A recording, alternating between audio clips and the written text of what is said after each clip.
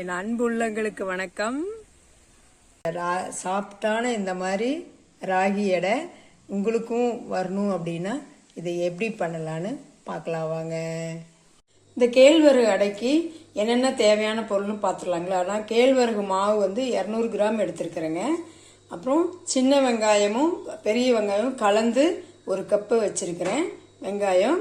அப்புறம் கருவேப்பிலை 1 கொத்து கிள்ளி வச்சுருக்கிறேங்க. 2 வரமிளகாய் போட்டிருக்கேன். நீங்கள் இந்த இடத்துல வரமிளகாவுக்கு பதிலாக பச்சை மிளகாய் கூட கட் பண்ணி போட்டுக்கோங்க. கொஞ்சம் ஒரு 1/4 மூடி தேங்காய் துருவல் வச்சுருக்கிறேன்.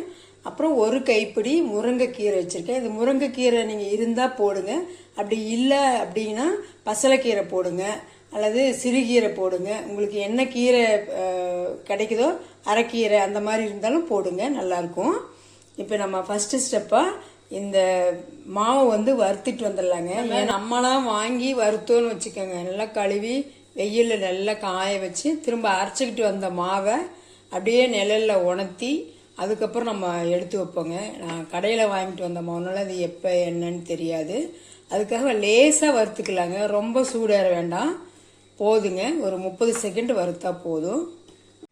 இப்போ அடையை வந்து தாளிச்சுக்கலாங்க. ஏன்னா இந்த வெங்காயம் கீரை இதெல்லாம் போட்டு தாளிக்கணும், அதுக்காக ஒரு தாளிப்பு கொடுத்துக்கலாங்க. இப்போ எண்ணெய் காஞ்சிருச்சுங்க. நம்ம உளுத்தம்பருப்பு கடலைப்பருப்பு 1 ஸ்பூன் போட்டுக்கலாம். அப்புறம் கடுகு கொஞ்சம் போட்டுக்கலாங்க. கடுகு நல்லா பொரிஞ்சிருச்சுங்க, இதெல்லாம் நல்லா சவந்துருச்சு. இப்போ நம்ம வெங்காயம் போட்டுக்கலாம்.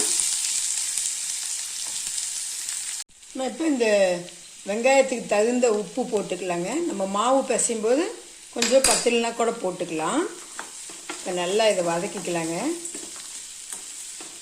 வெங்காயம் வந்து ஒரு அரை வேக்காடு வெந்தால் போதுங்க. இந்த மாதிரி கண்ணாடி பதம் வந்துச்சுனாவே போதும், ரொம்ப வதக்க தேவையில்லை. இப்போ நம்ம கருவேப்பிலையும் மிளகாவும் போட்டுக்கலாம்.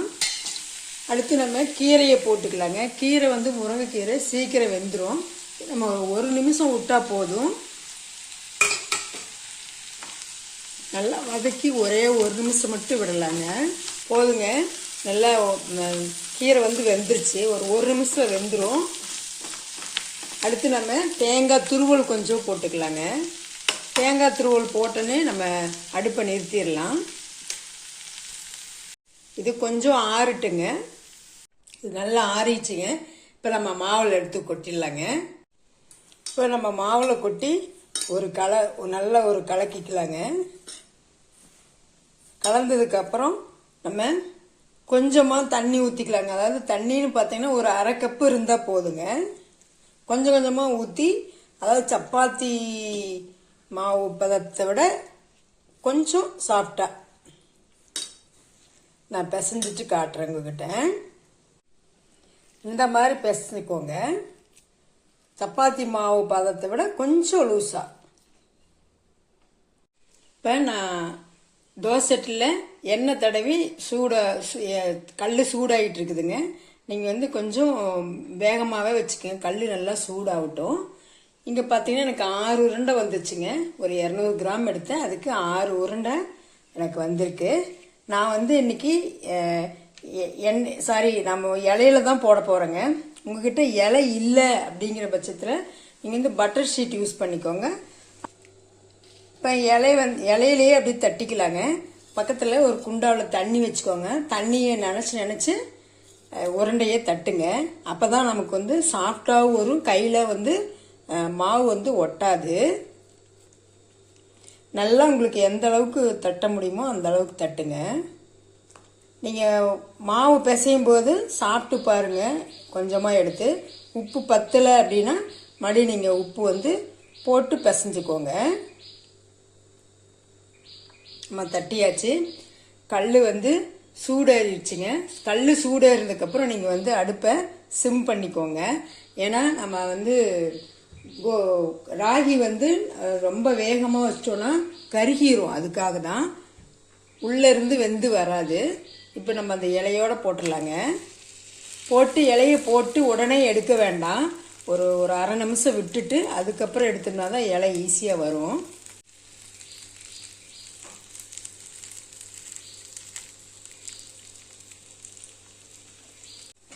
என் அடையில் இப்படியே அங்கங்கே ஹோல்ட் பண்ணி விட்டிங்கன்னா ஈஸியாக நல்லா வேகும். இந்த தோசை கரண்டிலேயே அப்படியே திருப்பி ஹோல்ட் பண்ணி விடுங்க, ஈஸியாக வெந்துடும். நான் அப்படியே திருப்பி போட்டுட்டேங்க, நல்லா வெந்துருச்சு. திருப்பி போட்டேன். இந்த அளவு கலர் சேஞ்ச் ஆனதுக்கப்புறம் திருப்பி போட்டுக்கோங்க. கலர் இந்த அளவு சேஞ்ச் ஆனோடனே எடுத்துக்கலாங்க. நம்ம இன்னொரு தடவை கூட அப்படி திருப்பி போட்டுக்கோங்க. நல்லா வெந்துருச்சு பாருங்கள், எடுத்துக்கலாம். பார்த்தீங்கன்னா தண்ணியில் நனைச்சிக்கோங்க. எண்ணெய் வந்து இலையில ஒரு 2 ட்ராப் விட்டிங்கன்னா அது நம்ம தட்டி முடிக்கிற வரல திரும்ப இலையில எண்ணெய் தடவை தேவையில்லை. நல்லா நீங்கள் தண்ணியை நனைச்சிக்கிட்டு நல்லா எந்த அளவுக்கு உங்களால் தின்னா தட்ட முடியுமோ தட்டுங்க. ரொம்ப மொத்தமாக இருந்தாலும் சாப்பிட்றதுக்கு நல்லா இருக்காது, சாஃப்டாக இருக்காது. இப்போ இது வந்து பார்த்திங்கன்னா இந்த மாதிரி நீங்கள் தட்டி போடும்போது காலையில் செஞ்சிங்கன்னா கூட திரும்ப ஈவினிங் வந்து டிஃபனுக்கு கூட அப்படி நம்ம சாப்பிட்டுக்கலாம். நல்லா ட்ரையெல்லாம் ஆகாது, காஞ்சும் போகாது, நல்லா சூப்பராக இருக்கும். இந்த ரவுண்ட் ஷேப்பில் நல்லா நீட்டாக அப்படி பண்ணிக்கோங்க. பாருங்கள், மொத்தம் வந்து இந்த அளவு தான் மொத்தம் இருக்கணும். ரொம்ப மொத்தமாக தேய்ச்சிட்டு தட்டிட்டிங்கன்னா நல்லா இருக்காது. இப்போ இதை எடுத்து நம்ம தோசைட்டியில் போட்டுன்னு நம்ம தோசைட்டியில் போட்டு உடனே எடுக்கக்கூடாது. நான் முன்னையே சொல்லிட்டேன், திரும்ப ஒரு முறை சொல்கிறேன். ஏன்னா உடனே எடுத்தீங்க அப்படின்னா பிஞ்சிக்கிட்டு வந்துடும். ஒரு அரை நிமிஷம் விட்டுட்டோம்னா அது அப்படியே இலை அப்படியே லேசாக தனியாக வந்துடும். கலர் பார்த்தீங்கன்னா இந்த ஓரமெல்லாம் அப்படியே லேசாக வெந்திருக்கும். வெந்தோடனே நீங்கள் எடுத்து போட்டிங்கன்னா சரியாக இருக்கும். நல்லா வெந்துருச்சுங்க. இப்போ இதை எடுத்துக்கலாம். இப்போ நான் அது எல்லாமே சுட்டுட்டு உங்ககிட்ட காட்டுறேன். ஒன்று வேகிறதுக்கு முன்னாடியே நீங்கள் அடுப்பு சிம்மில் வச்சிட்டிங்கன்னா ஒன்று வேகிறதுக்கு முன்னாடி நீங்கள் நல்லா தட்டி வச்சுக்கோங்க. நீங்கள் அடை சுடும்போது சட்டியில் வந்து தோசைக்கல்லில் ஃபஸ்ட்டு நீங்கள் எண்ணெய் தடவிட்டு அதுக்கப்புறம் போடுங்க. அல்லது நீங்கள் வந்து நெய்யில் கூட குழந்தைங்களுக்கெல்லாம் கொடுக்குற மாதிரி இருந்துச்சுன்னா நெய்யிலேயே சுடுங்க, சூப்பராக இருக்கும். இதை நீங்கள் குழந்தைங்களுக்கு டிஃபனாகவே செஞ்சு கொடுக்கலாம். ரொம்ப ஈஸிங்க. ஒரு மினிமம் ஒரு 10 நிமிஷம்தான், டக்குன்னு நம்ம செஞ்சிடலாம். இந்த அடையை அப்படியே வெறுமனே கூட சாப்பிட்லாங்க, அல்லது தேங்காய் சட்னி தொட்டுக்கிட்டு சாப்பிட்லாம், தக்காளி சட்னி தொட்டுக்கிட்டு சாப்பிட்லாங்க, சூப்பராக இருக்கும். இந்த மாதிரி ரொம்ப மென்மையாக சாஃப்டாக இருக்குதுங்க இருக்கும் இந்த ராகி அடை. உங்களுக்கும் இதே மாதிரி ராகி அடை சாஃப்டாக வரணும்னா நான் சொன்ன டிப்ஸை ஃபாலோ பண்ணி செஞ்சு பாருங்கள், செம டேஸ்ட்டாக இருக்குங்க. நீங்கள் இதை செஞ்சு பார்த்துட்டு எப்படி இருக்குதுன்னு கமெண்ட் பண்ணுங்கள், சப்போர்ட் பண்ணுங்கள், சப்ஸ்கிரைப் பண்ணுங்கள். தேங்க்யூ.